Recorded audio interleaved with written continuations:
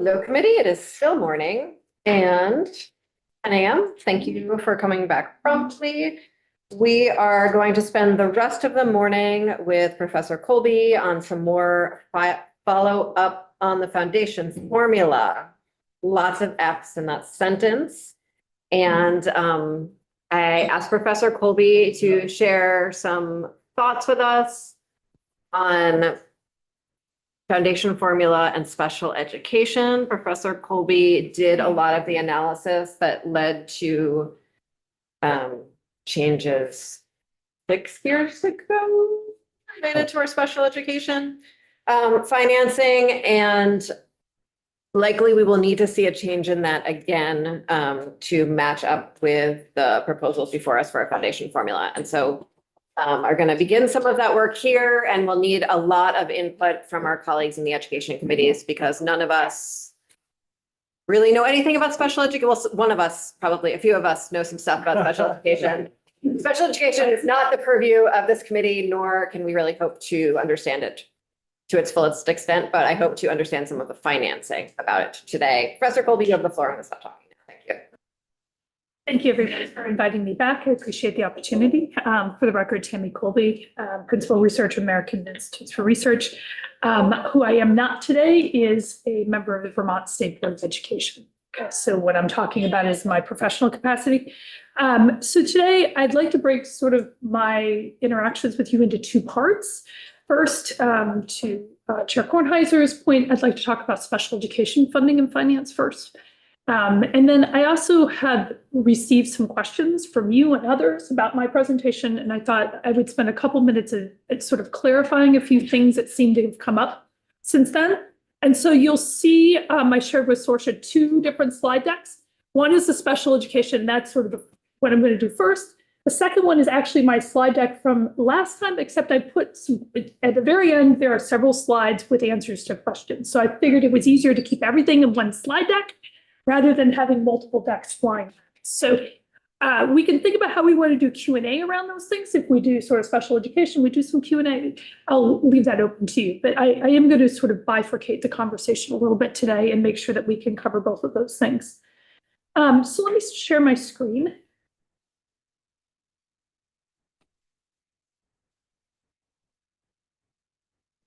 Make things work here. All kinds of instructions on Zoom here this morning. All right.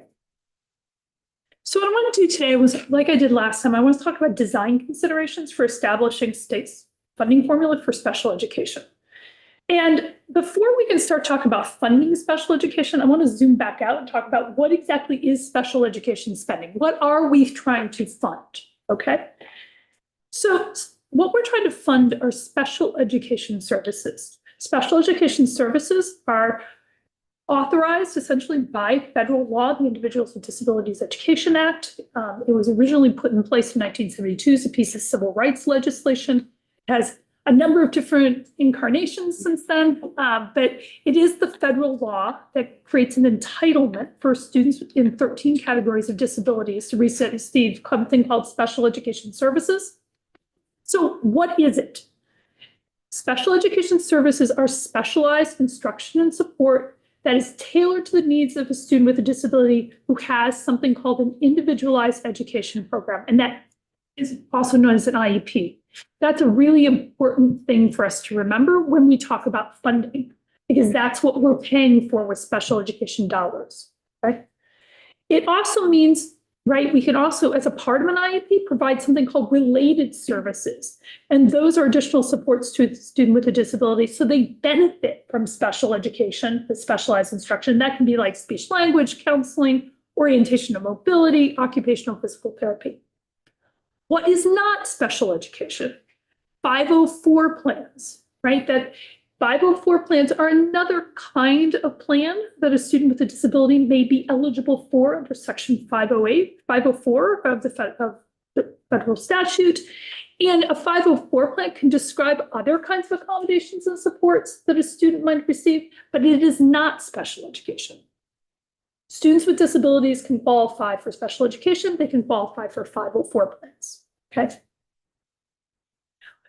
In that that context, then what is special education spending? Again, what are we trying to pay for here with our formula?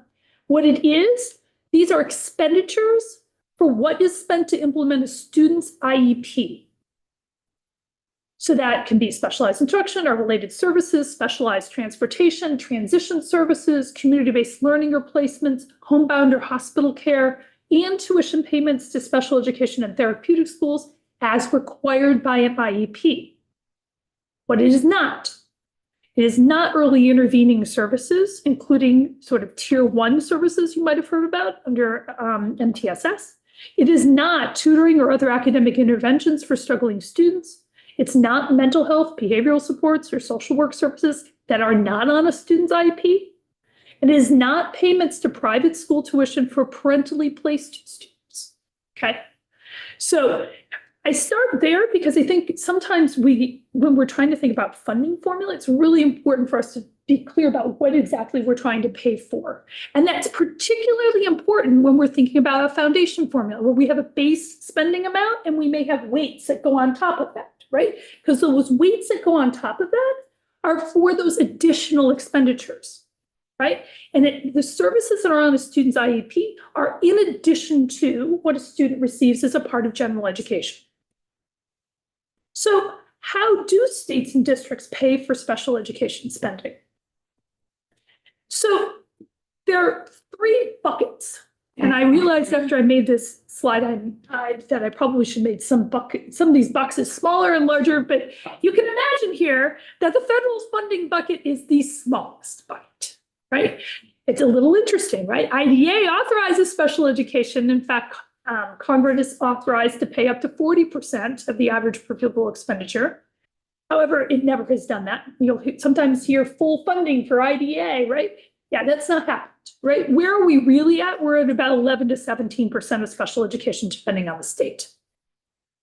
So federal is pretty small, but we also have to remember, and I'll talk about this in a minute, when we take federal dollars, then we're subject to all the things that are in federal regulations that make up special education.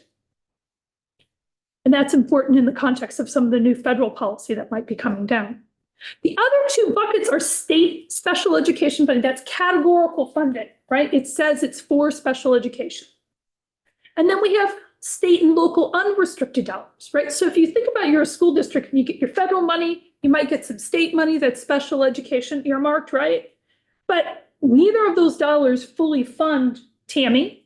I now have to find those dollars from my other unrestricted non-special education dollars, right? Some of those dollars I have to raise through local taxes. Some of them might come from a state allocation, okay? But here's the thing. States make different decisions about what their share of spending is, right? And I'll talk about this in a minute, but there's no requirement that state funds X percentage of special education spending. We have wide variation across the country. Wyoming funds 100%. Michigan about 25%. Historically, Vermont has about at 60%. Now that has varied a little bit since we moved to a census block grant, but under the old model, it was 60% in the census block grants that sort of sought to keep us there, which meant after federal, right, the remaining share for localities was around 30 to 40%. But here's the thing, because special education is an entitlement, school districts still have to pay for special education spending that is not covered by federal and state dollars. Once you have an individualized education program with a child, that's like a contract. It lists the things on there, they're non-negotiable. This is not a part of school district budgets where they have wiggle room. And so sometimes what we hear things like encroachment, right? Like special education is encroachment. I don't like that term because it makes me feel like we're pitting kid against kid. But what it means is that in certain circumstances, if we don't get the state funding and federal funding right, it means that the share of special education can take a disproportionate share of the unrestricted dollars that are available for all programs in the district. Other thing we need to keep in, right? So then in that context, we got, right, because this is really driven by federal statute, we now need to think as we're developing a funding formula and thinking about, okay, what's the state box going to look like here, right? we have to say, what are the federal requirements for state funding for special education?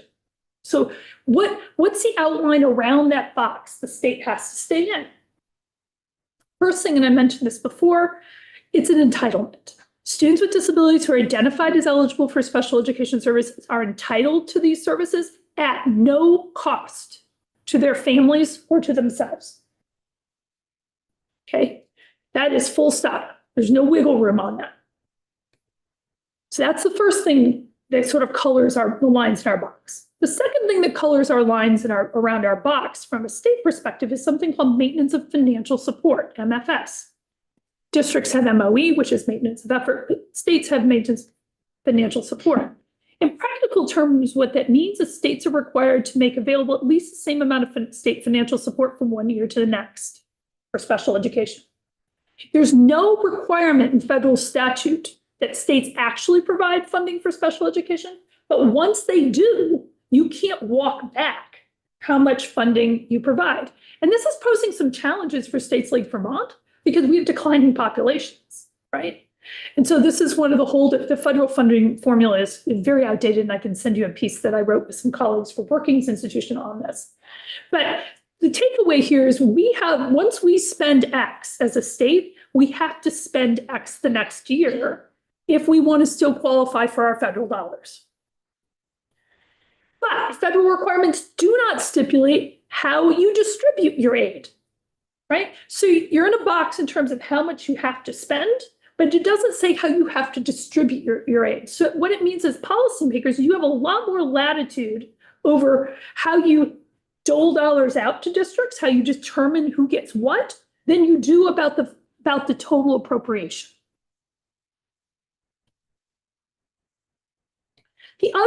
The last real requirement we have in sort of federal statute with respect to funding is that any state funding mechanism, whatever formula you come up with, right, cannot result in a child being placed in a way that violates their ability to be educated in the least restrictive environment. In practical terms, what does that mean? It means that whatever funding formula state puts in place can't incentivize a district to put a child, for example, in an out-of-district placement or in a special resource room, if in fact that is not the least restrictive placement that they could be in. Okay, so that's the box, and there's a lot of room in that box, right, for policymakers to make decisions. So with that, then, how do states build their special education funding formula? So we can think about this as having building blocks, and I put a resource down in the corner here. You can click on it. I wrote a paper on this that provides even more detail if you're curious. But at a top level, we think about special education funding formula as having two big components: a basis and a mechanism. What's the basis? A basis is like, on what base are you figuring out how much funding goes out? And we can do that in a number of different ways, right? We can do that based on a student count. Right now in Vermont, we base it on the count of all students. Many states base it on the count of the number of students with disabilities. If you went to a weighted funding formula, it would be based on number of students with disabilities. Some states, and most states, the states that do this are moving away from it, but we also have resource ratios where we say, well, here are the staffing ratios, and we allocate funding based on staffing ratios. Or we can have actual expenditures, which is what Vermont had prior to 2017, where we just reimburse. That's one piece. The other piece, though, is once you decide, am I allocating dollars, for example, based on the count of students with disabilities, then I got to figure out, like, well, how does that work, right? Like, what's the mechanism? Well, there are a couple different mechanisms that states use: weights or fixed dollar grants. And those two things can almost look the same in terms of the number of dollars that go out. But the challenge becomes is if, in fact, you put dollars in statute as a fixed amount and your base changes, then that ratio of the two, right, gets out of whack. And so most states, when they have a foundation formula, use weights. And they're either a single weight or a multiple weight. We'll talk about that in a minute. They also can do sort of fixed grants, or they can do cost reimbursement. So those are sort of the two big building blocks. You got to make a decision about what your basis is. You got to make a decision about your mechanism. But there are two other design elements. to consider. The one is contingency funding programs for high-cost kids. And that's like our, right, that's for like our existing extraordinary needs program. And then the second thing that many states have to think about is funding and or resource sharing for regional educational services districts. Many states have regional collaborative, like our BOCES that we have proposed in this state, but we have the SELPAs in California, we have BOCES in New York, we have the intermediate school districts in Michigan. And we have to think about if those intermediary organizations are helping to provide services, we have to think about, well, how does that work too, right? And I'll talk about there are a number of different ways that states do that. But here on one slide, like here are your pieces you can move, right? You can make choices about your basis, you can make choices about your mechanism, and then you can make choices about whether or not you do a contingency funding mechanism, and there's some choices there. And then if you're going to have regional services districts, there are choices there, okay? So I think my slides are in wrong order, I'll flip them back. So what are the most common funding mechanisms used by states for fiscal year 2020? Right, 8 states had a single weight, 15 states had multiple weights, fixed dollar grants and 9, tiered grants and 6. And what do I mean by tiered grants? It means they figured out tiers of need. And if you're in that, if a child's in a tier of need, then you get a fixed dollar amount. Is a multiple weight sort of like version of a tiered grant? It is. That's right. So the grants and the weights, the multiple weights and the tiered grants operate the same in terms of generating dollars. They're just one is pegged to the base and one is not. We also have several states that embed it in their foundation. They make assumptions in their base amount about special education, and they embed it in their base. That approach is moving off the table. Most states are not doing that anymore. We have a number of states that do cost reimbursement. We have some hybrids, which is a mishmash of all kinds of things. And then we have a number of states who actually have enrollment caps. They said we only fund up to a certain percentage. The one thing we know in the research about enrollment caps is they largely are regressive, right? It can penalize districts who have higher than average percentages of students needing special education. And the logic around enrollment caps is that some people will argue that districts over-identify. The reality is that the research really shows that maybe over-identification happens at the margin, but that's really, in most cases, is not what's driving differences in rate. It really is student characteristics. So most states include multipliers or weights in their, for special education, their overall funding formula. That's because weights work really well with foundation formula. Right? You have a base, you put a weight on it, just like all the other weights we're doing. And states either, when they do that, use a single or a multiple weight. We also have this we call safety net funding. That's a contingency fund. It's like our extraordinary cost. We have the majority of states in the country have some sort of an excess cost or extraordinary cost mechanism. And really it works one of two ways. They either set a dollar amount, like in Vermont, we have a dollar, $60,000. Right? If you're over that, then you qualify. Or they make it a multiplier on their base. And the most frequent multiplier on the base is 3 times the base. Okay. Now, when states do that, they also can choose to put qualifiers on the types of services that are eligible for reimbursement. So in New Jersey, because there were challenges there in the long term with districts, they felt certain districts were referring kids out for out-of-district placement more often, and that was driving up costs. They put restrictions on the reimbursements around that within the excess cost form. Right? The other thing to keep in mind here, and this could change because the world is changing as we speak, is that right now, states are allowed to use up 10% of their IDA Part B set-aside funds. So part of the federal dollars can actually seed our extraordinary cost program. However, when you do that, as is always the case when you take federal dollars, they tell you the rules for your program. Okay, so if you're going to use the federal dollars to seed your program, you have to decide whether or not you like the federal rules for how you have to run your program. Many states do, some don't. So zooming out, what is it? Let's put all the pieces together and sort of overlay this framework on Vermont's existing system. So what is it? What do we have now? We have a census block grant system. We put this system in place around 2017. I was part of the research who did that. Representative Holcomb was very much involved in that at the time. How does that work? We have a basis, and our basis is the long-term membership. It's the 3-year average ADM. So it's not based on special education child count. It's based on total population within your school. You get them, right? And the mechanism is a fixed dollar amount. And right now, that fixed dollar amount ranges from about $1,800 to $2,200 per child. Okay. We also have an extraordinary cost reimbursement. And for extraordinary cost reimbursement, we need to, right? You're eligible if you spend over $60,000 per student. That's a very high threshold, by the way, compared to a lot of states. And at that point, you're reimbursed 95% of your spending over that amount.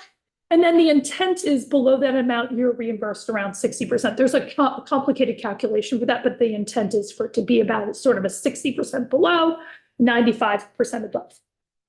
So that's what we have right now. How do these two things compare, right? So I know there's been talk about sort of moving to a weighted student funding formula. So what are the strengths and limitations of a census-based funding formula? One, census-based funding formula are predictable and transparent, right? It's simple math. And it's predictable from year to year. You also have, in Vermont's model, flexibility in how the dollars can be spent, including early intervening services for students who are not eligible for special education, and also cost control. Why were these strengths attractive to Vermont when this system was put in place? It was because we had seen very rapidly rising costs. Two, that there were challenges with the old reimbursement system and that being predictable. The legislature oftentimes would have a situation where they come and have to backfill next year, right? Because it was reimbursement, and then all the dollars, all the bills would come in, they reimburse and be like, oops, our appropriation doesn't cover it, right? That's no fun. And then the other thing is that we have a policy, we had then, we still have a policy priority around early intervening services. And the concern that we were hearing from the field is that the only way that districts could access the additional funding they needed to do the kind of early intervening services they want to do with students was to put them on an IEP, because we had a reimbursement system before. So that was part, right? So those things were all strengths. There are limitations. And there's no one way to do this, okay? Everything's got its pros and cons. The limitations are it's a flat grant. So it doesn't adjust very well for differences in student need. And John Castle up in North Country has been very vocal about this, and he's right. That is a weakness of this. It also means that it doesn't easily adjust for differences in a foundation amount, right? It's just a dollar amount that gets plopped on top. And and so if your base spending is different, then the percentage that you get on top of that varies by district. What are the strengths of a weighted student funding formula? One, we have the option of differentiating funding based on student need, right? So I can create different weights for higher, right, that generate more dollars for students with higher needs versus students who don't have as expensive, for whom it's not as expensive to implement their IEP, right? It's also predictable and transparent, right? It's based on the math that I can do with my pen. The limitations is that depending on how you set this up, right, you can create motivational effects, especially if you have multiple weights. There is some evidence that, at the margin, districts, like the weights are pretty different, whether they might make on sort of how they classify kids. And I'll talk about that in a minute. It's one of the reasons we've moved away from using disability categories. And if we only use one weight, it's a little like a census-based grant in that we haven't really calibrated our funding to student need, which is both inefficient and inequitable. Both approach, yeah. For a second, you said that the reimbursement model, some school districts would identify kids that needed early intervention as a way to get reimbursed for that, but does not qualify for special education funding. What they were doing is they were identifying students who really would have benefited for early intervention for special education rather than providing them services outside of special education. because that was how they got money if they did this. Right, so it's a perverse incentive. It was a perverse incentive. And I mean, I think the upside was is districts were really trying to do what's right by kids. Right. But like, let's. Figure out a way to pay for it. But yeah, because we have a reimbursement system, it was a way to pay for that. And so one of the pieces of feedback at that time, especially under our existing funding formula, right? Because I'm going to talk about this in a minute, you can't mix and match. You got to have things that work together. But under our existing funding formula, that was creating incentives that were problematic for other reasons. And we saw our special education rates marching up and our spending marching up because we were identifying more kids to have IEPs who probably would have benefited from tier 1 services or intervention services without an IEP. Thank you. Okay. That was part of the landscape in sort of around 2015 and 2016 that was going on. And that was part of the reason for the change. So all of that is background then. What are the key design considerations for special education funding in a foundation formula? So we're going to move, the decision is to move to foundation formula. How does special education fit? So there are a couple things we have to sort of take into consideration. And I spent some time and I went back to our research at AIR and I actually pulled some numbers because I like to deal with numbers. I think it helps explain and get your head around these things, okay? So you're going to see 2 columns here, and these 2 sources of numbers are going to come back in a few minutes too, okay? So let me tell you a little bit about the 2 columns. The first column is our spending estimates by disability category that comes from the largest, most respected national special education study ever done to date, because we're doing a new one right now. It's going to be even better. But it's called the SEEP. We did it at AIR. It collected data in 1999, 2000, and these numbers have been escalated for inflation and some other kinds of things, so they map more closely to what we have now. Okay, so we might expect for spending. The second column is a study we did at AIR, and I think my friend Rebecca Sebelian mentioned this to I think at the Senate too, the Ohio Special Education Cost Study that we did at AIR, where we actually use a professional judgment approach, which we talked about at my last testimony, to actually develop more recent estimates of special education, sort of what the additional costs are. And that's what these numbers in the right-hand column. They're actually pretty close, right? Except for a couple cases, and I'll show you, I can talk to you about why. But the takeaway here though is, look how much variability there is across disability categories. Now, disability category is a terrible proxy for cost, right? There's a lot of variability within disability categories, but just as a snapshot to get our heads around, this is the kind of variability in spending that districts are trying to manage right now, okay? And we can go from anywhere, if you want to take the SEEP numbers, anywhere from 10,000, and these are averages, by the way, right? So there can be outliers out on both tails, right? But on average, we can go for something around 10,000 all the way up to something around $28,000 per student. That's a big number, especially for a small rural school district, right? In terms of how much money you might have to spend for a student, okay? So the first thing we have to think about if we're going to develop a weighted student funding formula is like, how are we going to manage this kind of variability in spending within the formula? The second thing we have to manage is how is what we do in special education going to align with what we're doing in general education or ELL, right? We need to have a funding formula that works with, not against, right, our other overall policy framework. And so the concern with the census block grant, right, in categorical aid, it may not align well with the funding with what we have now, right? And why might that be? If we have this fixed grant amount and we have a base, right, the percentage of additional dollars, right, that's generating will vary, right? We also know that we may be limiting local school districts' ability to raise more revenue, right? Especially if we go to large districts where schools don't have the ability to raise revenue. Or raise revenue in the way they did before.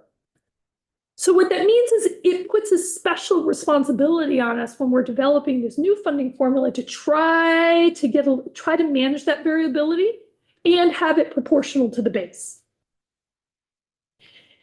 The other thing we have to think about is motivational effects. All funding formula have them, right? Like, we can't put our head in the sand and say they don't exist. The research really shows they really are on the margin, that most educators don't sit there and try to figure out how to game the system for money. They really are thinking about kids, okay? That said, they exist. So we need to think about like what those motivational effects are. And we need to make sure that our funding formula aligns with our priorities for identification, placement, early intervention, pre-referral services, and staffing and resource allocation. Okay. So how might Vermont integrate weights for students receiving special education in a foundation form? So nationally, states use different criteria when they start to think about multiple weights. So let me back up. First decision you have to make is single weight or multiple weights. Okay. And there are trade-offs, right? Just like with a one grant, like if you have a common base and I put a single weight on it, everybody's basically getting the same amount of additional dollars, right? For a student with a disability, regardless of their need. Okay. So you need to make a decision for a single versus multiple. Most of the states that I work with are quickly shifting to multiple weights for two reasons. One, it's not very efficient to have a single weight, right? Like you're always wrong. There is no kid for whom that one weight is right? Which means some cases you're providing more money per child, and for some cases you're providing less money per child, right? Relative to the total spending, right? And the single weight, if you think about a district where you have on average students who have more need, right? They are chronically not getting as much funding, right? Versus a district that has on average students receiving special education who have lower needs or lower cost services. So most states are moving away from a single weight, which then says, well, how do you create multiple weights? Well, the first thing is that multiple weights essentially started out as being tied to disability categories when people started moving in this direction. But states are moving away from that for a couple of reasons. One, disability categories are terrible proxies for cost, right? And to get this right, like what are we using disability category? Like disability categories are being used in the formula as a proxy for the differences in spending. They're terrible proxies because you can think about a student who is a student who is high needs, who has a specific learning disability, might actually cost the same as a student who is a high functioning student with autism spectrum disorder who doesn't require many services, right? Those two, right? And so disability category isn't a terrific proxy here. And so states have really moved away from that for that reason. And also because there is some research to say that if places have choices between identifying a child with autism versus a child with having a specific learning disability and autism has a higher weight, you can pull the string with that. So states are moving away. Go ahead. I just ask a question because I think it's going to come up. So I'm going to play devil's advocate and ask a Okay. question that you're going to hear, or Okay. we will hear. Okay. When I think back to 2015, one of the reasons that provoked this is we noticed that Vermont had some of the highest levels of students identified as emotionally and behaviorally disturbed. Yep. And there was concern at the time that the cut of mental health services in the state was incentivizing school districts to identify kids as emotionally behaviorally disturbed to access mental health services. Okay. Because that's how they funded them, as opposed to trying to get them through the DAs and things like that on Section 504 of the Americans with Disabilities. Right. We want early identification because there is, early intervention because there is evidence. Yeah. Do the weights, especially at the lower need level, do they work against that priority of early intervention? Because if you really do accommodate students in tier 1, you will not have That's right. students identified in that low That's right. tier. So if you go back to the strengths of a census-based block grant, it gets at that question, which I think was a policy priority at that point in time. I think one of the challenges you have when you move to a weighted system is that you only generate funding when a child has an IEP. I'm going back to what is special education spending.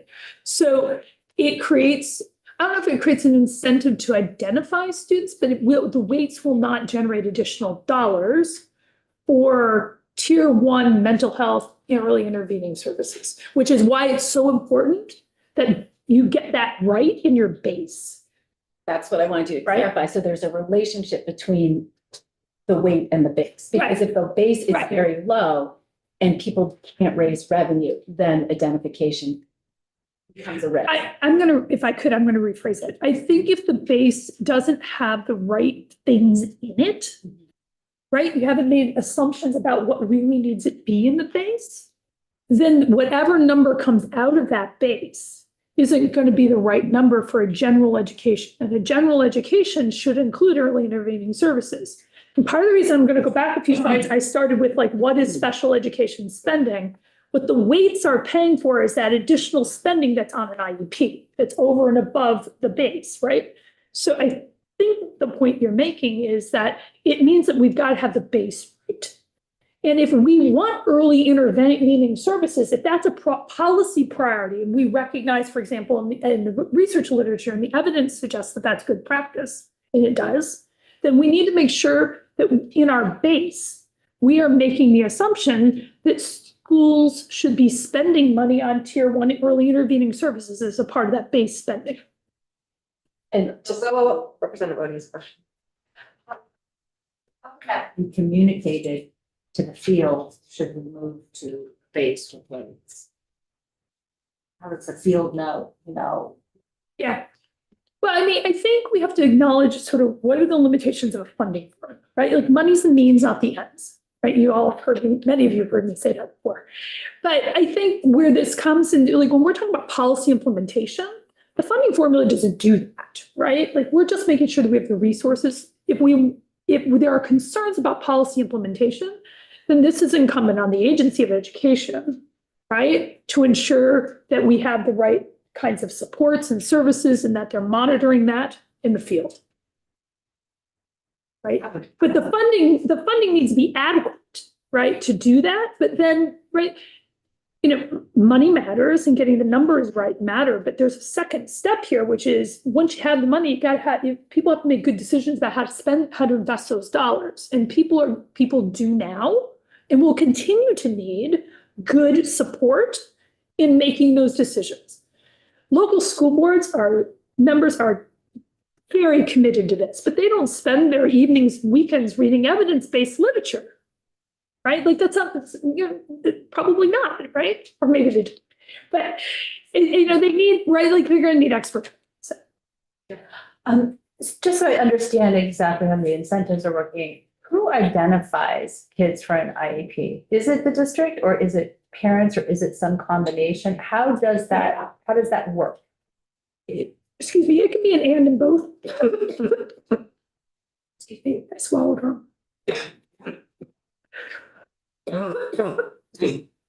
Rebecca, you want to answer the question? I think we should have the water. Any parent has the right to refer a child to evaluation, and the district is obligated to provide that evaluation, but it is done through a formal evaluation process. And the evaluation is done by someone in the district or is that done by some kind of third party? They can contract for external services, but there are certain criteria that are used and assessments that are used to identify eligibility for certain services. Okay. And it's done in different places. Triple E, the early intervention, school districts are starting at age 3. And again, this goes with the early intervention. If they can flag a child who might be in a private provider, they might have that child evaluated by the school district, or they might have them evaluated by an external expert with that team. There are very specific federal regulations that govern the referral process, the process of identification, right? Like very, very specific procedures that we have to go through. And because we have those procedures, and by the way, it is not a zero cost exercise to a district to identify a child, right? Or even a parent. And so this is one of those things we have to temper with the narratives around over-identification and motivational effects. And that's why I say, the research really suggests maybe on the margin, maybe a kid here or there, but like this on average, this idea that districts on average intentionally are over-identifying, it doesn't really occur. Because one, you have all these protections to kind of make sure that doesn't happen. And then the second thing you have is it's not costless to a district to do that, right? For 2 reasons. One, all that pre-referral, all that testing, all that time, that's not special education spending.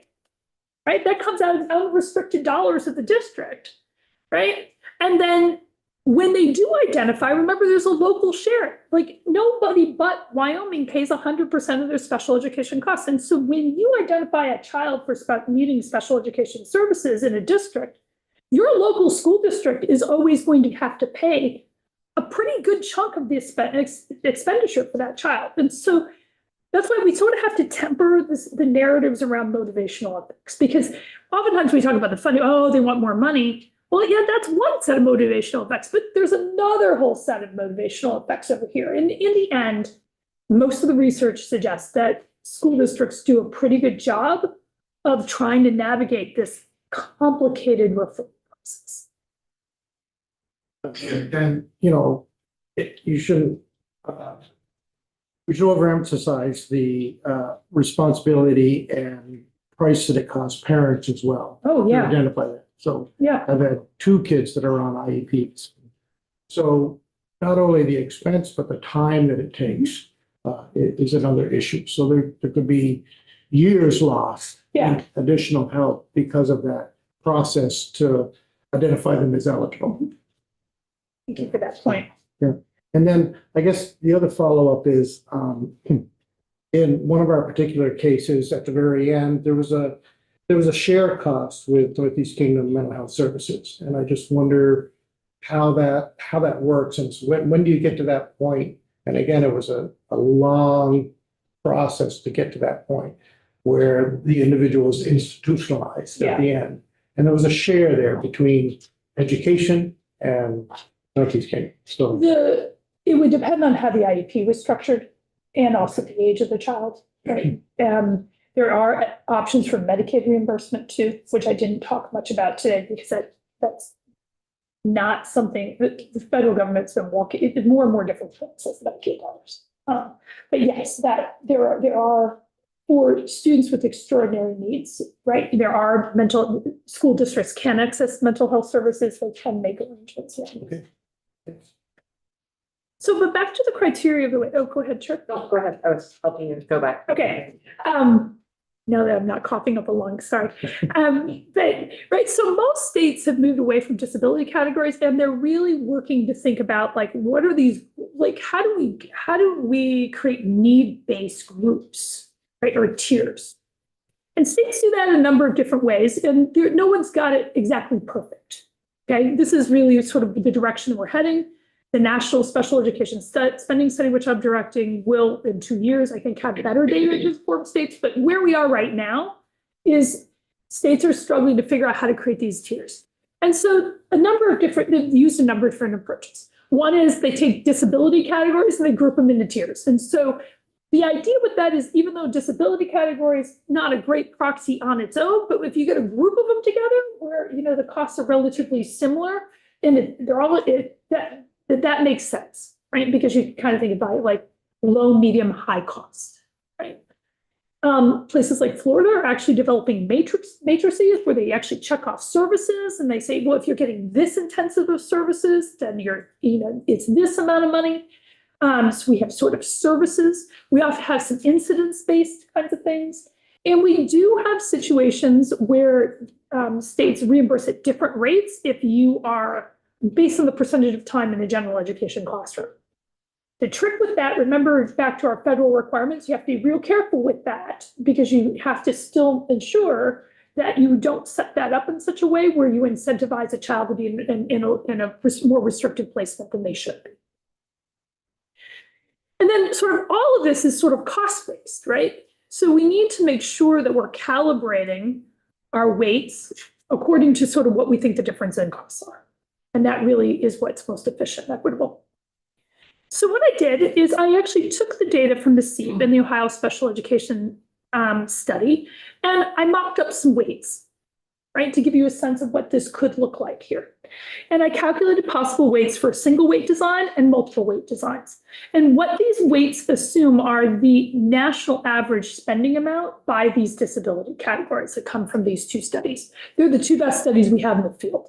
Right. And so automatically we make an assumption that the cost structure is nationally or what we would see here.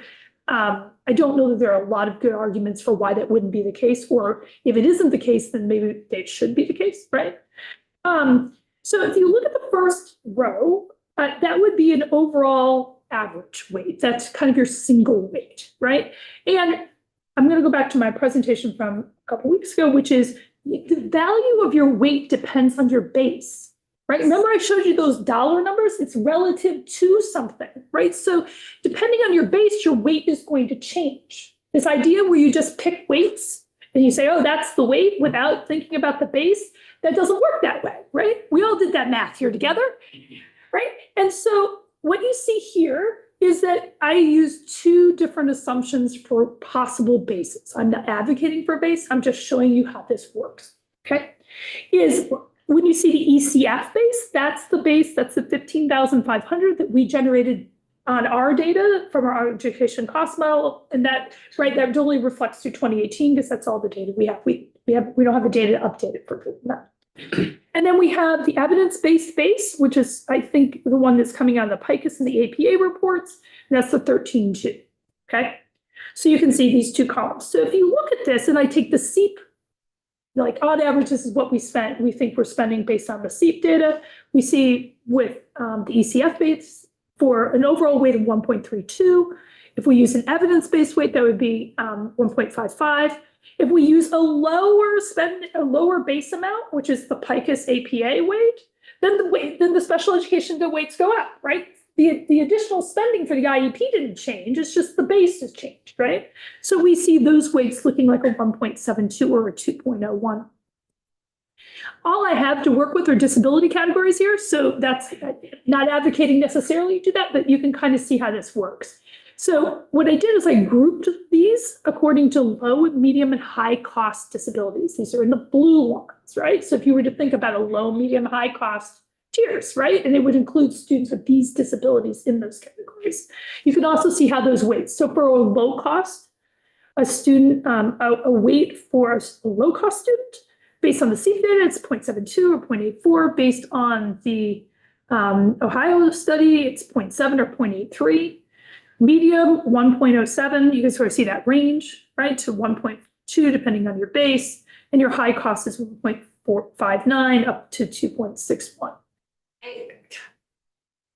I don't really know much about any of this, but I spent some time in schools, and if I think about an emotional disturbance diagnosis, I can imagine an incredibly wide range of what that looks like. Exactly. And what that requires in a school. And for that student's actual life in the school and how much time they can spend in a classroom and how many other people they need, and even if they can be in the classroom at all or need to be in a specialized school. So back to How these does that numbers from up here.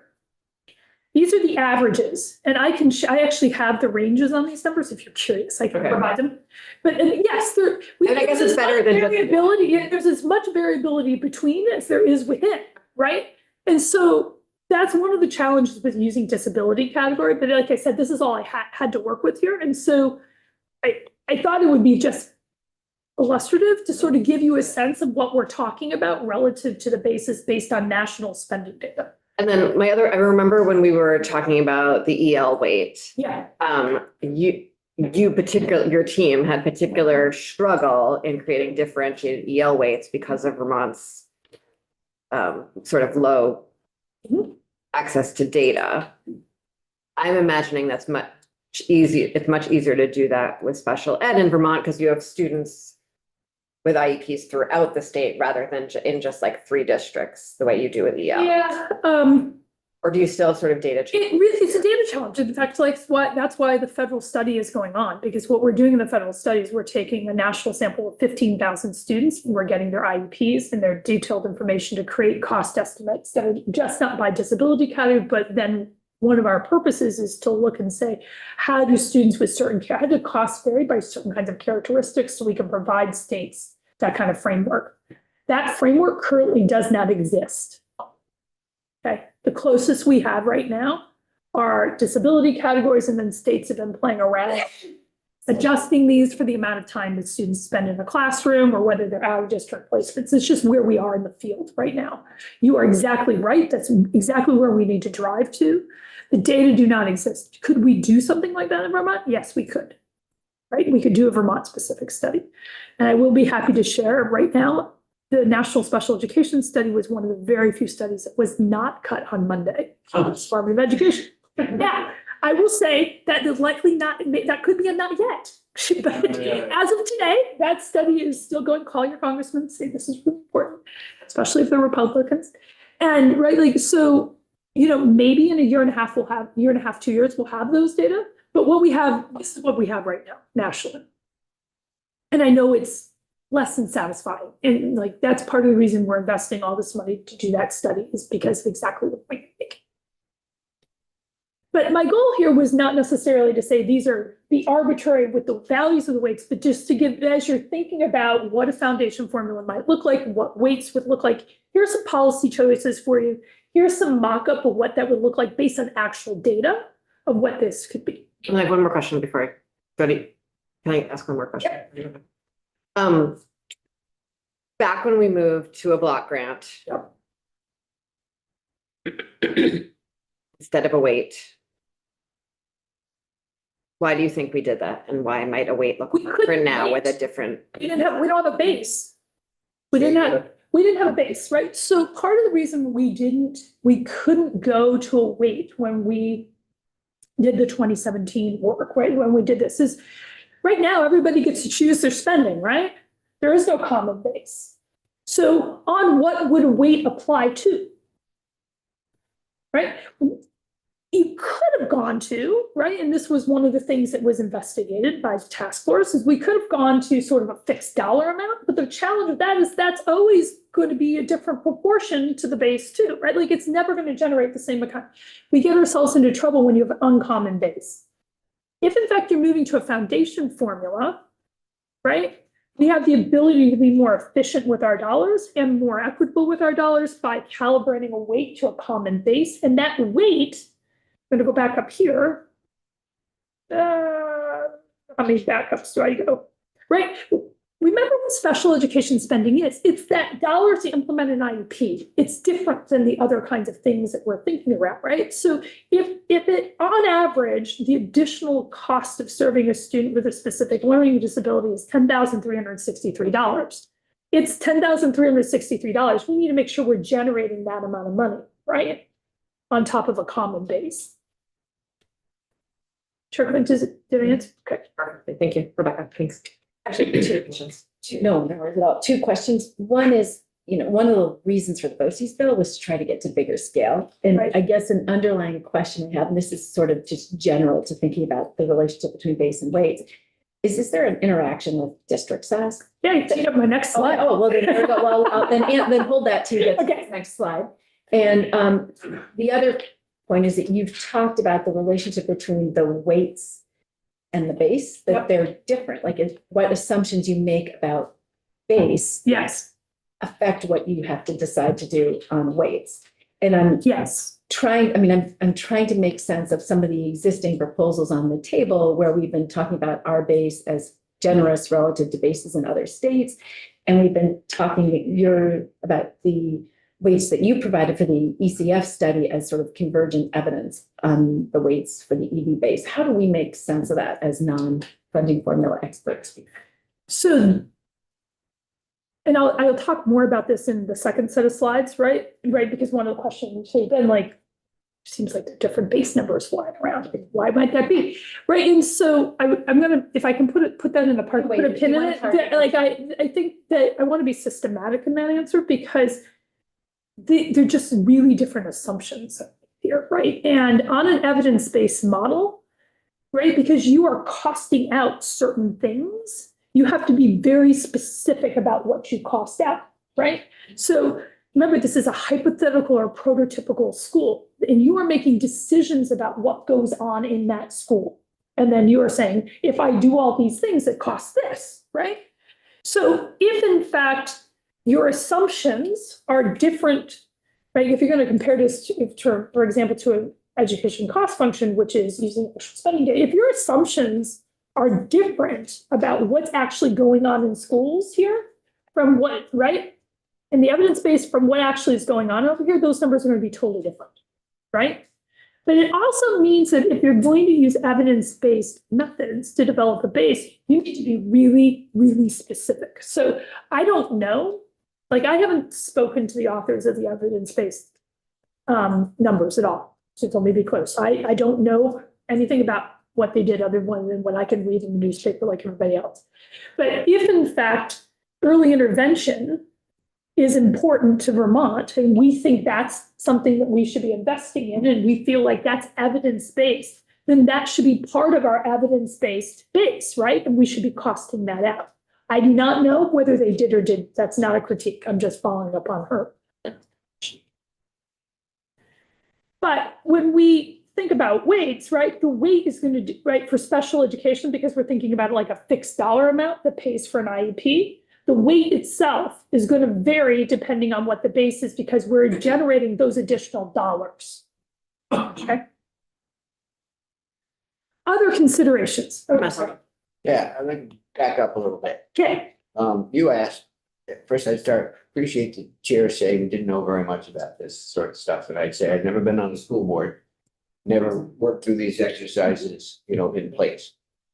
And the question you asked, I think, was having to do with the switch from census, from what we were doing to census-based. And I just recount what was my recollection at the time, and you can correct me because it'll have to do how we go forward. But my understanding is one of the reasons that we were doing that is we thought we would provide more flexibility for within the region, and that the people who understood it better, meaning the region, would have some basis for better allocation of resources to schools. So far, so good? So far, very good. Okay. Doing great. So, and I go back to the chair's comment and mine, this is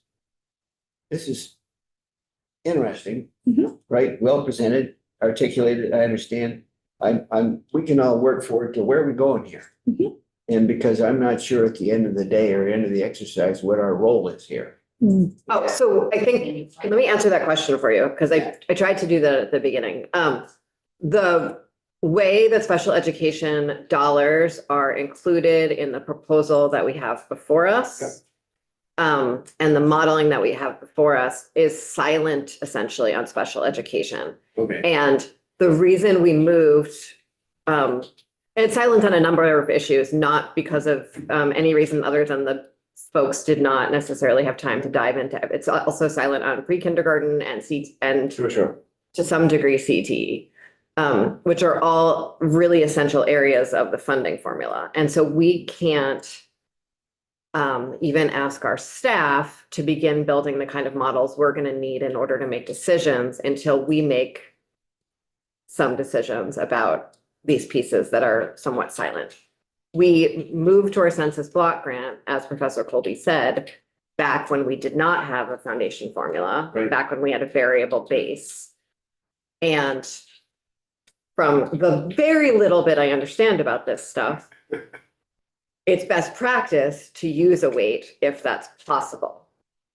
And so we need to thread a needle between the fact that we have existing spending, we have existing practice.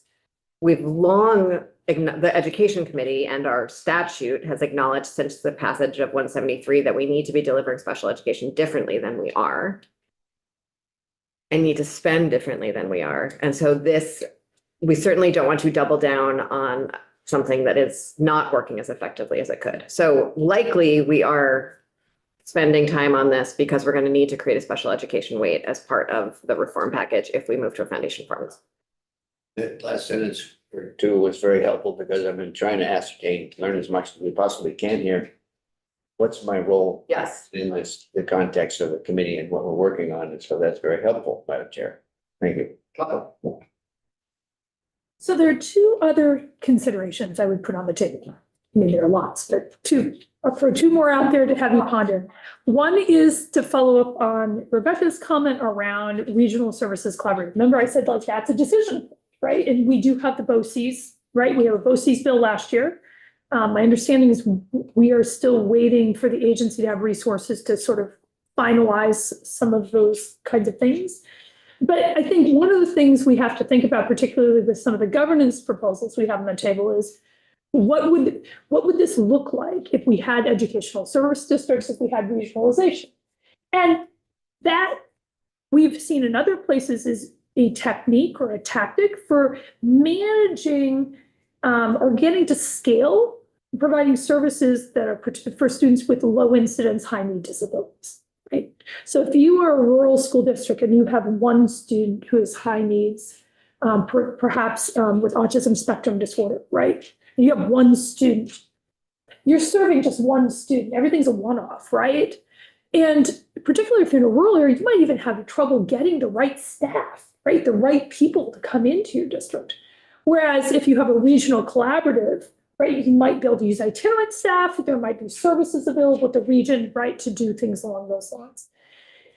So the design consideration for this group to think about is if you're going to have regions or these educational service districts, whatever they may be, we have to decide, do those entities receive funding directly from the state? Like, do you give them special education funding, right? And how do you do that? There are different ways to do that. Or do you give districts the money and then they have to buy back those services? Or is it something in between? Most often it's something in between because there are challenges with districts buying services, right? Because how then does an ESD or a regional get sort of the infrastructure it needs when it doesn't know? Like there's sort of fixed costs with doing all of this. So oftentimes you see funding going directly to them to handle fixed costs, right? And then the district might be buying back some of those variable costs that are associated with a particular student from the region. Or the other model is all the money goes to the ESDs and the ESDs serve the students when they come in, right? And then those students are unweighted, right, in the district count. That makes sense, right? So district doesn't get a special education weighted for that. But there are a number of ways to do it. It's a design consideration, right? And it's something to think about in the context of what you might do. The other thing, and you kind of gave a scenario that I know well, and maybe with a district cost, individual in one small school that receives a large amount of money, that won't show up in a budget that's addressed on the floor of a particular town. You know what I'm saying? I mean, if there's a $50,000 line item there, it's not specified where it goes, but people ask. Yep. And if anybody knows in a small town, they're gonna know where that money's going. That is right. You do run into challenges with being able to identify kids. Right? And those are privacy concerns particularly. So if there was this more larger budget, in a sense, put together, that wouldn't be as noticed overall, correct? It could be. It could be. It could be. And then I think the challenge, I mean, I don't know, it's a challenge, it's a design consideration. Like there are lots of choices here, right? And so then the design consideration is, do you send money to the ESDs, all of the money to the ESDs, and they're just there to serve?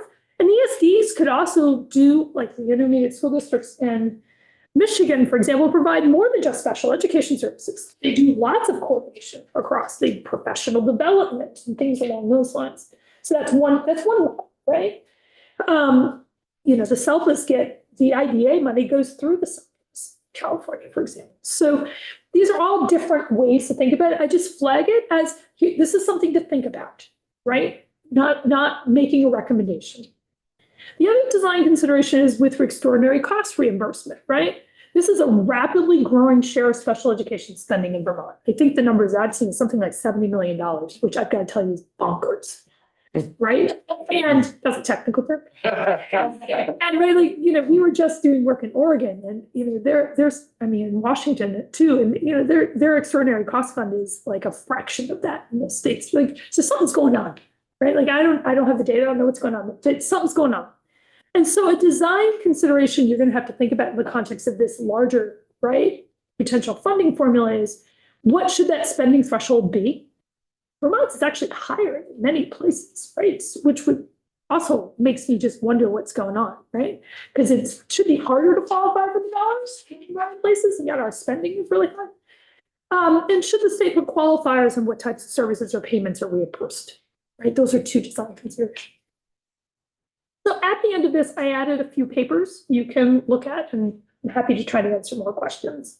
So let me stop there and I can sort of shift gears to the other presentation. Well, if there are other questions on special ed. Lots of questions. Oh, thank you.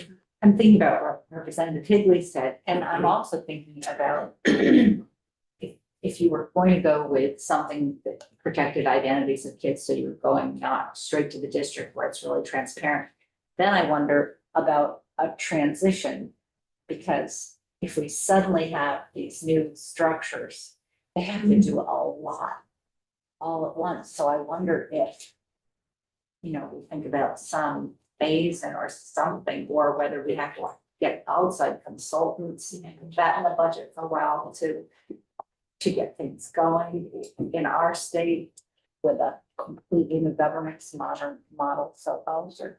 I think I'm talking about funding, implementation, anything like all of this is going to require careful thinking around implementation. And, we run the risk of fundamentally destabilizing the system if we don't think carefully about implementation, right? Money is the means, not the ends, right? And so what I'm talking about is strategies and design considerations for thinking about how the money goes out.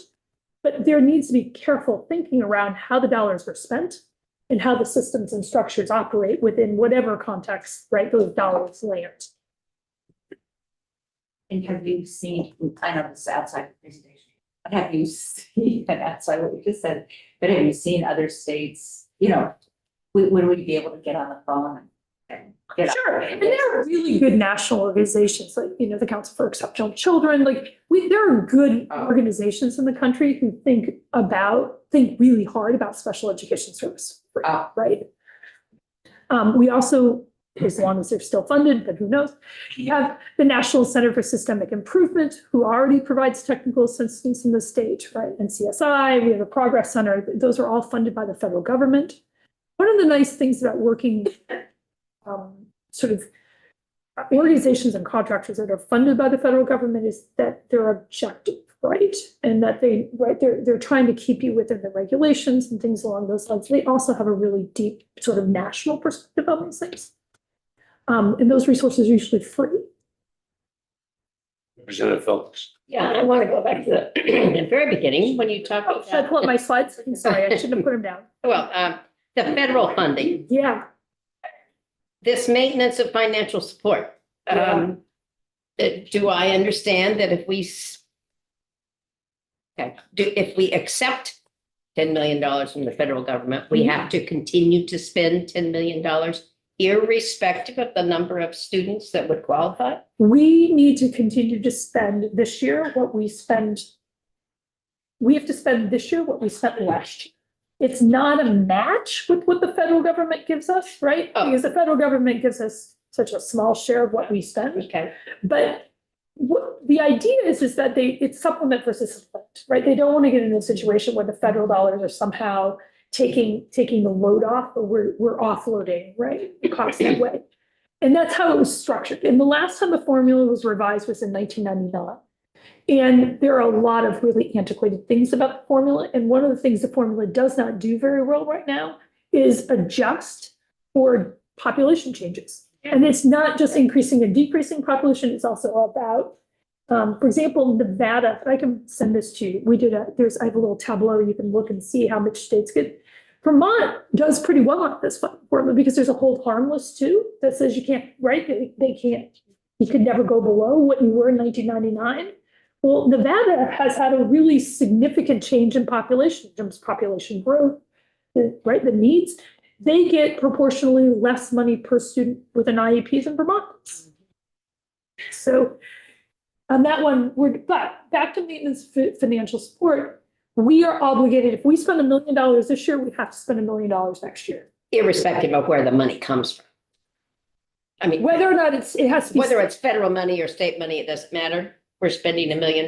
We Yes. have to spend $1 million next year. Irrespective of the student population? Yes. And so states take, well, and so states take great care in one, obviously not going below what they spent last year because that can jeopardize your federal number. States also take great care in not having the number go up. Because when your number goes up, you're on the hook for that number in perpetuity. Like, there is no ratchet down, right? And again, I can send, I have an article on this and it's like a thing on Brookings that can actually do a map.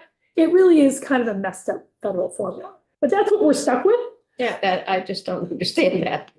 If you reduced your population and you didn't have students that needed these services, why can't? So some states give back money.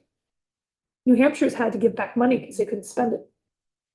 So you have another presentation to give us. So Jim has a question and we've got a tax workshop at noon. So I'll be brief, but I'd like to thank Representative Odie for circling back to the fact that we don't yet have an administrative structure to implement this kind of thing, and maybe a while before we have one. So that topic may come up from time to time, and we can do fantastic work, Professor Colby, and then I wonder how we're gonna get over a considerable gap in the landscape. Just put that out for all of us to keep in mind, because that's a big one.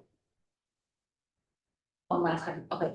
So you said students are entitled to free and appropriate public education. Yep. Call that FAPE. So do students who are placed in private schools in Vermont have access to FAPE if the private schools are only required to provide a minimum basic education and not to meet the same education? That's a loaded question. Y'all are gonna make me work hard this morning. If a student who is in a publicly funded independent school, right? So remember, IDA dollar, right? Like, we gotta stay in public funding realm here. Okay. If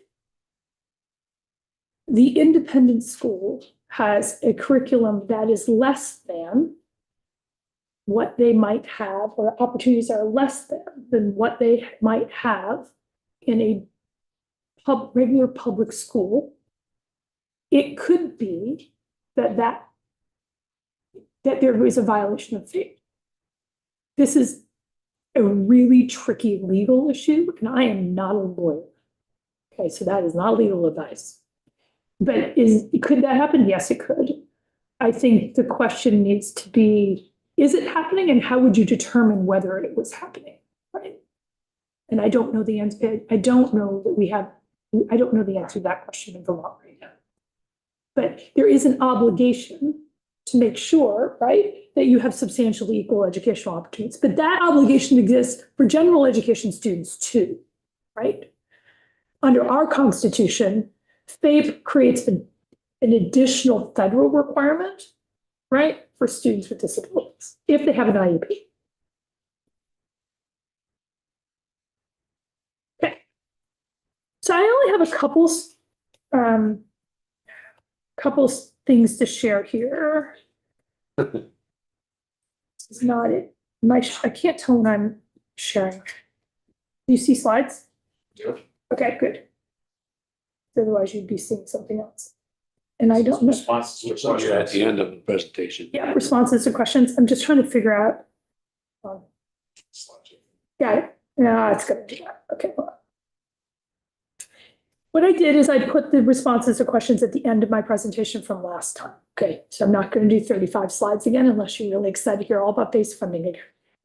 So a couple of questions that I have received from members of this committee and other people who have seen the presentation. I've received the question, what should be included in a base funding amount? Okay, and so I want to go back to, in each of these slides, I'm going back to my original definitions and then I'm providing more clarification. Okay, so let's remember what a base funding amount is. A base funding amount should reflect the cost of the resources needed to ensure a typical student, right, achieves common standards in a common context, right? And most studies have some common outcome. So what should be in that base? Well, it should be the cost of the typical general education curriculum, right? Including educator compensation, instructional materials, all the stuff, right? It should have academic and non-academic enrichment, right? Opportunities that are available as a part of a school's general education. Okay, so this is available to everyone. It should have whatever student support services that are available to all students, right? As a part of a district or school's general education. So counseling services, like a school counselor, nurse, right? If that's what's available, right? It needs to have transportation and food services, and it needs to have operating expenses for district or a school, including administration of facilities, and that's not capital and not debt service. Where does this get a little sticky, right? So right now here in Vermont, we have school districts that make different assumptions about every single one of those budgets. Bullets here, right? And one of the things we're trying to do in a foundation formula is have a common set of assumptions, right? So that we equalize educational opportunities. So we need to be really clear about what are those things in every single one of these buckets. And so you brought up early intervening services. If we believe that early intervening services are essential, especially if we want to not have children identified for special education inappropriately, then that has to be the base. But it also, if it's in the base, it means that everybody has to do it, right? That's the whole point, right? So your base should provide, right, adequate resources to make sure that this common set of practices are in place. Now, does that mean localities have no control? No, that's not true, right? There's still flexibility within all of these things, right? Like, we're not saying you have to teach this on this day. But if, for example, with early intervening services, if we say that is part of our general education curriculum, it needs to be in the base. We need to cost it out, and those resources need to be uniformly available to all districts and all schools and all students. Okay, because that's our equal educational opportunity standard. Questions on that? Does that help clarify? I know that's a question I've gotten from a couple of people now. Is that a commonly understood definition of a base? So that you and also APA may be using the same common definition of a base. It's a common definition of a base, of what a base funding amount, what a base should be. Different states make different assumptions about what is in that base. That's right. Right? Yeah. And so those are policy choices. And so when you're thinking about a base amount, you need to make sure that the base amount reflects the policy choices that are aligned with the state's priorities. Okay, so there's a common understanding of what a base should be, but different states that's why we see really different base amounts across states. Yeah. Right? Representative Holcomb. Thank you. So I'm trying to go back to what you said earlier and understand what we're talking about. You said several slides earlier in the previous day that the education cost factors tend to come up with similar results to the professional judgment panels. Is that right? Well, there are the different models of costing out studies. We have the educational cost function, we have the evidence-based, we have professional judgment. And if you're working from a common set of assumptions, for example, about what should be in the base, then those numbers should line up, right? You should see triangulation among those numbers, yes. And would a professional judgment panel, what they said is they didn't have time to do a full professional judgment panel, but they used their experience in other states and the listen and learn tour. So they were adjusting the assumptions based on that impact. So Okay. you should have seen her. No, what that tells me is that the assumption should be stated, right? And so you should be able to look at the assumptions and say, here are the assumptions, and these assumptions are consistent with what we want education to look like in the state. Thank you. Right? I mean, those are normative decisions to some extent, right? And so, and being really careful, like that is a normative thing, right? It's no objective, the number should always be 10,000, right? Like, it needs to reflect what we think these things and these bullet points should be. And those things in those bullet points need to reflect what's in our statute, what's in our rules, and what's in our values, right? And so what we may have as a base in Vermont might be really different from the base in Colorado. It may not. Maybe they think about this exactly the same way, right? But, and then you overlay on all of that we have, right? These are sort of the buckets of things, but then remember, we cost those out with assumptions about teacher salaries and things along those lines. So that's the other way, right? Like we can vary on our inputs. We can also vary on our prices of those inputs, right? And for those two reasons, you can see different bases across different states. But that's not a sign that somebody's done something wrong, right? Like what that is those are just different sets of assumptions. And you need to be really clear about what the assumptions are. Representative Odie. So I'm thinking that to hear, like to read in the newspaper, well, our base would come in, not the lowest, not the highest means absolutely nothing. What matters is what is in your base as compared with what's in another state's base. That's right. And then not just that, but I think you said it should be aligned with state priorities. So That's right. Well, so remember when you do this, right? Our proficiency standards are our proficiency standards. And we don't have national proficiency standards. So that's first thing, right? It's to get to our outcomes, wherever we state outcomes. And we know that states make different decisions about where you scale those outcomes, right? So it's to achieve our outcomes.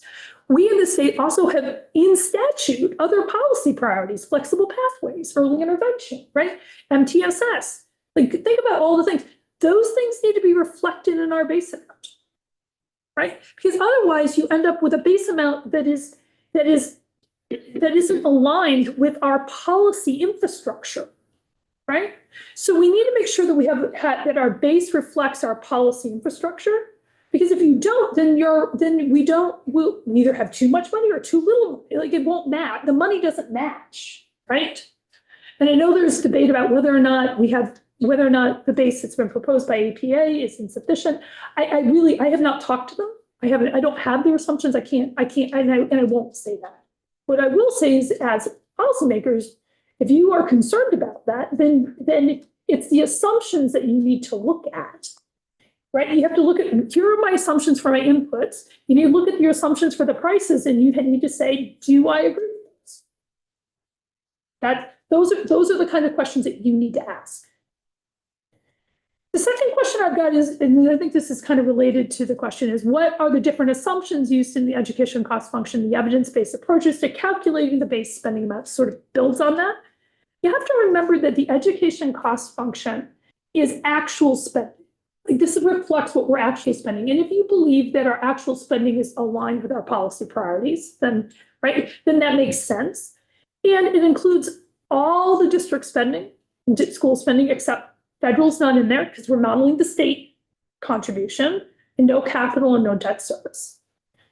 What the statistical models do is they optimize spending to reflect the most efficient level of spending needed to achieve a stated outcome.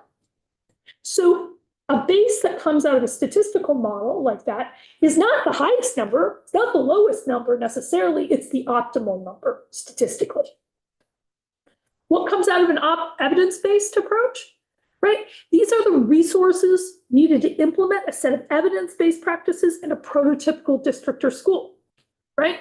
And it includes all the spend resources that for those practices that are identified in the literature, right? We put them all together and we say, this is the perfect school, right? And that base amount, however, is going to depend on the assumptions that you make about the resources needed to implement those things. So this is based on actual spending. These are based on costing out evidence-based practices. If you have a system that is operating efficiently and basically using evidence-based practices, this number and this number should be pretty close. They're never going to be the same, but they should be pretty close, right? And that was sort of when I did that table of trade-offs. Those numbers in professional judgment should be as well. These things should all be pretty close to one another because you're all trying to model the same thing. If the numbers are not close, then the question is why that might be, and usually it's in the assumptions. Okay. And assumptions are just that, right? That's a normative thing, right? There are no set of these are the assumptions everybody has to use. They have to be the assumptions you want to use, right? For a particular context or circumstance, right? The assumptions have to be appropriate to that. The third question I've gotten is what weights should be included in a weighted student funding formula, right? So, right, and so let's go back to what do weights do?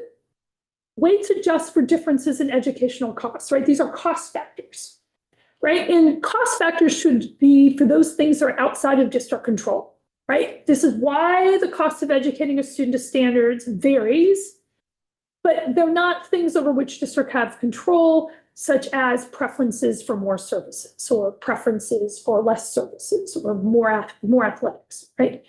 That's not what they are. So that was our definition from last time. The cost factors that are in the existing formula were identified using school finance, right, methods, right? Like in that study, we actually looked at the things, right, that cause costs to vary that were outside district control and identified what those were. However, that was in the context of the existing system, right? And based on that, those were the things that we developed the tax capacity weights, and now you've seen how those translate to student weights. So what does that mean for designing a future formula? It means that you actually have to do that thinking again, right? Are these going to still be cost factors in the same way in a future formula, right? And I think there are two questions that need to be answered in sort of the current context. One, how might changes in governance affect which weights should be used? For example, sparsity. What is a sparsity weight? A sparsity weight, right, especially when we move to a foundation formula, is for a kid who lives in a sparsely populated area, right? So we're saying this child lives in a sparsely populated area, but if we have a system where that child no longer goes to school in a sparsely populated area, right, then it doesn't make sense that that child then, right, the weight that additional dollars goes to a school by virtue of that child who's no longer a sparsely populated area, right? Those two things no longer work. Same thing with a small school, right? You have to make sure that we think about how these weights work within a new governance system. The second thing that might happen is that if you change the governance, the size and magnitude of these weights might change. Things might get more efficient. Or maybe the only small schools that are left are those that are truly geographically isolated. And the small school weight actually needs to be higher because at the average additional expenditure is higher than it is right now because we took out all the other schools. Like the only ones that are left are the really expensive small schools. Right? Representative Burkhardt. So I have a question about things that are partially in a school district's control. So operating expenses, for example, so different costs of living in different parts of the state and different teacher salaries. That's what I mean by partially. So those are all negotiated, right? The school district doesn't get to decide that. That's a negotiation. How should that be factored in? So many states, well, there are two ways that states can do it. Two ways states have done it. I'm sure there might be more, right? One is to have a variable base. And you heard, I think, from Justin Sylvie, that creates different kinds of things, right? However, that's one way to do it. You adjust for cost of living at the base and then everything goes on. The other thing is you can actually have a cost of living weight, right? Where that adjusts, right? So it's an important thing to recognize. Other states are recognizing, especially large states that have, like Washington, right?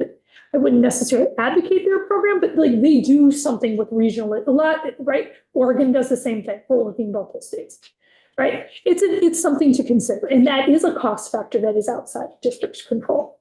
That was not something that was addressed in the current formula because remember that local school districts are deciding their own budgets. And so it already is kind of scaling, right? Because some places spend higher or lower just by virtue of where they are. If you go to a foundation formula, that goes away.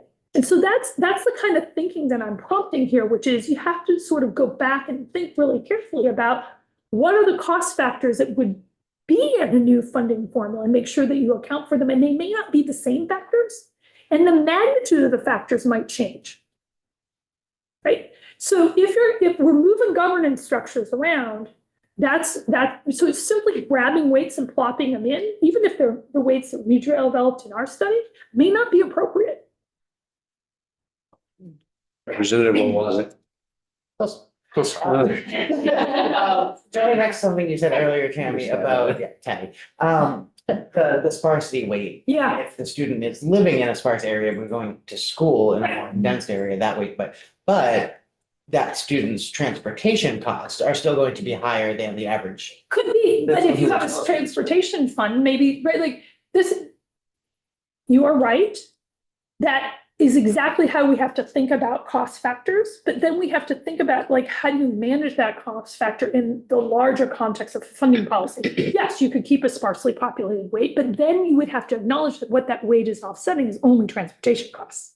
Right? Right now, the sparsity weight is designed to offset the additional costs of that districts incur when they operate in a sparsely populated area where they have to purchase services in a way that are more expensive.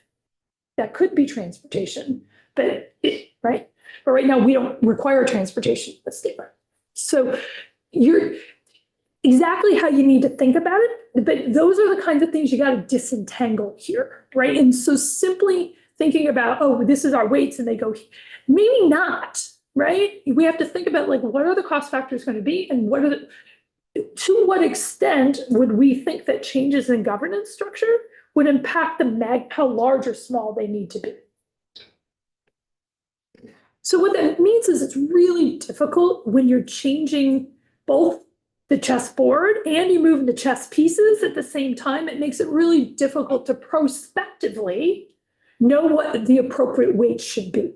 You can probably talk about what is, but then you're going to have to sort of step in, like we talked about last time, you got to step into these things and readjust as the conditions develop. Representative Holcomb.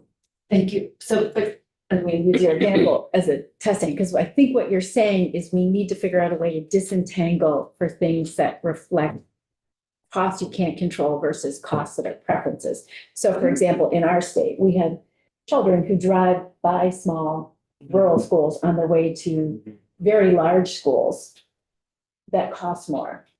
So that's a choice, right? Because they could go to the closer school that costs less, but they're choosing not to. So how do you disentangle that? I mean, what I'm realizing is just the complexity we have. Yeah, and I mean, sometimes we have to not let perfection get in the way of progress, right? Like, so are you able to have like, if you, and I've had conversations with other states, like we can get into this, oh my gosh, we should wait out all these things. No, right? We have to sort of think about like, what are really going to be those things that drive differences in cost, right? But I think what I'm highlighting both in answering the question, but also my special education presentation is this really important thing about alignment, right? We have to think about how the money's the means on the ends, and we got to think about how do we align our funding formula with our policy priorities and our governance structures, right? Because when any of those things are out of alignment, then the funding formula doesn't work. And then people don't get the money or resources that they need, or we're inefficient, we give too many resources, right? Like we can't balance on efficiency and equity unless we're really sure that we're aligning things up. Representative Odie. So I was thinking, as you did that, saying that last idea, expressing that last idea, that maybe now would be the time to choose a formula that numbers that fund what is, so that we can start with at least that much. And then, I think you said in your last presentation, and then figure out a 5-year how to cut plan, because we could. Well, the risk is if you start, too many things. yeah, the risk is if you start with numbers for some future state, you're not at the future state, then your dollars are never going to match what is, right? Now, how do you get, when you want to do change, which I'm hearing sort of percolate, right? Like these two things have to move together, right? You can't let the funding get a cart and horse, right? Changes to your funding formula can't get you can't get out of Vermont here, can't get out too far in front of your skis, right? Right, in terms of governance, but you've got to be thinking about how it is you, on the governance side, right? How you're setting things up so that you have a structure that is reflecting your priorities for funding, right? Like I said last time, the risk is that if you have a base amount of weights that are reflecting some future state, and that future state doesn't exist, and if those numbers are substantially less than what is needed, you are going to underfund your schools. Right? And all those policy priorities aren't going to be achieved. Your slide presentation isn't up anymore. Oh, I can put it back up. No, I was just wondering if this is a good time to ask a totally unrelated question. Sure. It is related in the sense that, can you think of an example of another state where they've gone from a non-foundation formula to a foundation formula with weights? And what that transition looked like and how often then they might have to adjust the weights and the base based on reality? I can't think of a state recently I mean, Colorado's kind of, they have a little bit of a foundation formula, but states go through transitions, right? I don't know, I can't think of a state that's gone. Let me get back to you on that. I can't think of a state on that, but usually the advice, and you should check this with other people who do this, is, we should be checking in on our base and weights every 3 to 4 years. 3 to 4. So it's not a set and forget it. So that's what I was trying to No, figure it out. should never be a set and forget. And it shouldn't have been a set and forget under our existing Right. funding formula. It's part of the reason we got where we got, right? Because we didn't check them for a long time. Yeah, so that's what I was just trying to get an understanding of, getting to that future state. If we bring in a foundation formula to fund our existing state, reflect our existing state, and then to hopefully get to where we want to be and what those base amounts should be and what those weights should be, say 3 to 5 years from now, and a transition plan to get there. And there are reasons for doing that other than governance change, right? Like, think about how policy priorities change, right? How the technology of schooling changes. Many states try to update these things. And we've heard this, I think, from APA. Well, the states they went, like Wyoming and Arkansas, like they update these things annually or every couple of years, right? Like they're especially if you're going to use a number that's off an evidence-based model, right? The evidence is constantly changing, right? So those prototypical schools should be changing, right? So it should not be a one and done, right? It should be updated. And, I think the general concern would always be is if you were going to set a base and weights that are based on, that reflect some future state or some hodgepodge of a future state and a current state, right? Then you're going to end up with a funding formula that's likely not very well aligned with your current policy priorities, right? And you are going to run the risk that your dollars don't match need. Thank you. So your second presentation, are you? I'm done. So, okay. I think we should take advantage that you are here and we're still on. So does anybody have any questions? The first presentation. I didn't know if they were An satisfied. underlying question. Go ahead. Well, you were part of the group that did the work for the ratings, who did the work for rating study. Yep. But now, and you came back to us many times after that study. And I know because you said this to me, that you felt that UVM, you were a UVM professor at that time, and you felt that the land grant mission was to continue helping the state of Vermont, even though it was completely outside of your contract at that point to do. So I'm wondering, is this, how is it that you are here today? Passion, sharing. Vermont is my home.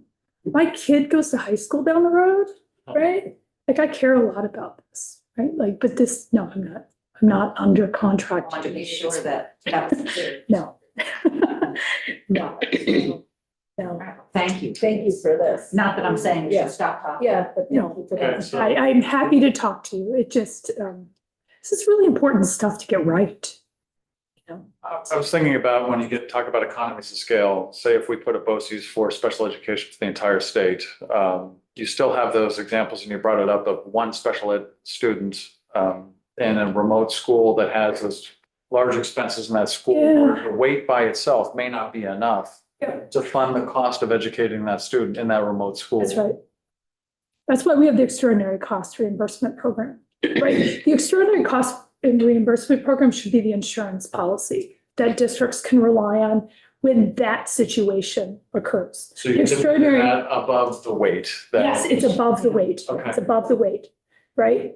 And yes, an extraordinary cost reimbursement program should be for just that, extraordinary costs. It's the district insurance policy that says, we know that there will be times when students come across your doorstep who are going to have extraordinary needs that are really high cost. And we want to make sure that they get exactly what they need, because that's part of our commitment to equal educational opportunities. We also recognize that that represents a disproportionate financial burden to your school district. And so the state at that point steps in to help equalize that financial burden. That's what an extraordinary cost reimbursement program should be. An extraordinary cost reimbursement program should not be the way that we get around getting more money for certain kids. Yeah. It should not be that private schools are setting their tuition just above it so that districts are incentivized to put their kids in certain placements, because if they do, then they get more money for that kid. Right? Like, that should not be what it is, right? It should truly be the insurance policy. And if the rest of the funding formula is working well, right, then the extraordinary cost program should work well too in those ways. What I see is that if these numbers are going up as fast as I see in the public documents, it raises questions for me about what is going on there, because that seems extraordinary. Or in a technical term, bonkers. Bonkers, yeah. Bonkers, right? Like, I don't understand that, right? Like, that doesn't make sense to me. And I would really like, I think a good question for you all to ask is, why is that happening? Right? Because that suggests that we have some unintended consequences. Somewhere in our funding formula, something's going on. That is being used more as day-to-day funding as opposed to truly extraordinary cost funding. Representative Bodie. So I think I heard you say that $60,000 is a too high threshold. I didn't say it was too high. I said that it was that on average, states who use multipliers, most states use some sort of multiplier on the base, and that multiplier generally is between 3 and 4 times. So if you take sort of $12,000 and you multiply that by 3, that gives you 36,000. See what I mean? Like 60, if you use that standard, 60 is higher than what a lot of states use, right? So, okay. Which makes me wonder what it means. So that's a pretty high threshold. So you would think that, right? So that's a high threshold, and we're seeing all this growth. See my bonkers? Like, I'd like to understand more about why that might be, because that doesn't make sense to me, that what we're seeing. I'm wondering if the people providing the services see the 60,000 and think, That has occurred in other states, right? Like, that problem has had to be managed in other states. It had to get managed in New Jersey, right? And so they put qualifiers on what would get paid for out of the extraordinary cost fund, so that private placements didn't set tuition amounts to one, because that also creates problems for a least restrictive environment, right? Like, sending a child out of district is a last resort, right? Like, that's what the law says. Inclusion, students should be educated in general education settings with their peers to the greatest extent possible, right? So sending a student out of district is a pretty strong statement, right? It's also a very expensive proposition. Representative. Hold on, you got There we go. it. Thank you so much, Chair. How do other states do this? I mean, here's the challenge. I mean, this whole experience has been a lesson in unintended consequences. And and how you manage the incentives to make sure the incentives are supporting the good behavior and not rewarding the behavior that hurts the state. And one of the challenges is that for these specialized settings, if your financial liability is capped at a certain point, the districts are really trusting that the agency is doing due diligence in review and approval of those tuitions, and they don't see the financial cost. They don't even pay for it if those schools bill beyond the announced tuition. And so I worry that this is another case where the incentives aren't aligned, or the people accountable aren't people choosing the service, if that makes sense. And how do other states manage that? I just wonder how. I can see that narrative. I mean, that's one possible narrative. I don't have any data, so I can't say that that's what's going on here or not. Other states manage things like this by putting qualifiers on the kinds of things that you can seek reimbursement, right, for extraordinary costs. in Vermont, our reimbursement, sort of what are allowable costs are in rules that are governed by, right, the State Board of Education right now, but are implemented by the agency. I think that's all that's all I can say on it. If there are concerns, or you have concerns about the agency and how they're implementing it, I think that's something to bring up to them. I just really don't know. But what I can see is what you all can see on the website, which is, it seems like that's a really big sum of money. It's been going up really fast. And I find that surprising that it's going up so fast, given that our threshold has gone up. It's actually a relatively high threshold, right? And it's a relatively small number of kids, right? So as I said, I don't have data, but my observation is that seems like it warrants more analysis. Representative Burkhardt. So those extraordinary costs that are in there, those only reflect kids that are being sent out of district? No. Or does that Every reflect? child for whom the expenditures are at least $60,000 a year. Because what I'm seeing anecdotally in our district is a lot of one-to-one relationships in order to try to keep kids, and it's this sort of strangeness of trying to keep kids in the least restricted environment in the building. But then they actually end up not actually in the classroom because they're pulled out all the time by their one-to-one person. And the proliferation of one-to-one people in the building is extraordinary. And then we're not fulfilling IEPs either because we can't hire enough people to match those IEPs. So I guess that sort of circles back to a question I had earlier, which I should have had a follow-up on, which is who decides, once a child's identified for IEP, how does that decision made about what services or how that IEP is going to be achieved? So that IEPs are written by the local school districts and the professionals within those districts. And the courts have largely deferred back to the districts when they've been challenged and have deferred back to the professional judgment of the individuals in the districts. One of the challenges with this, and this is not just Vermont, okay, this is everywhere.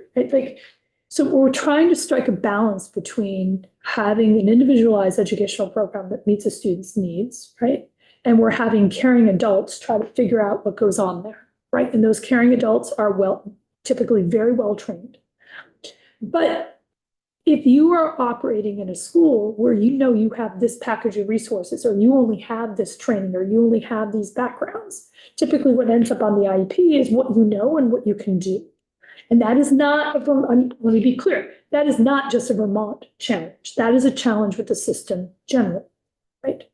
So that's just part of the nature of the beast. And it's something I think that, we're going to just continue to be challenged by within the context of how IEPs are written, and that's stipulated by federal law, right? So until which time we come up with a better model or the law changes, that's kind of where we are. However, can that drive costs? Yes, it can, right? So this is where the implementation role comes in, right? And so one of the things, and one is sort of the underlying premises of a multi-tiered system of support is obviously early intervention, but also sort of really having supports around thinking about what is the most effective and efficient set of services for students. And that requires support both within the district and from outside the district and from the agency to help think about that. Representative Brannigan. Well, when you were first giving your presentation, it passed through my mind that this issue of too much cost, or overage is not new. I remember I first got elected to the school board in 1991. It's a concern of the community that I live in way back then. And that Representative Holcomb's last question touched on this, but is there somewhere we can get a step-by-step process where we can investigate what's happening and make recommendations to change this? I mean, From the implementation side or from the funding side? Something's wrong here with the way we're implementing our programs. There are a lot of challenges with special education in Vermont. We continue to we are still under close scrutiny by the federal government for how it is we're delivering services in Vermont. And That is not dependent on the funding formula. That is just how we implement special education. Step by step, the legislature somehow can implement, is there such a thing? The National Center for Systemic Improvement, which is federally funded, they have experts who know the states and will come in and work with the states on implementation.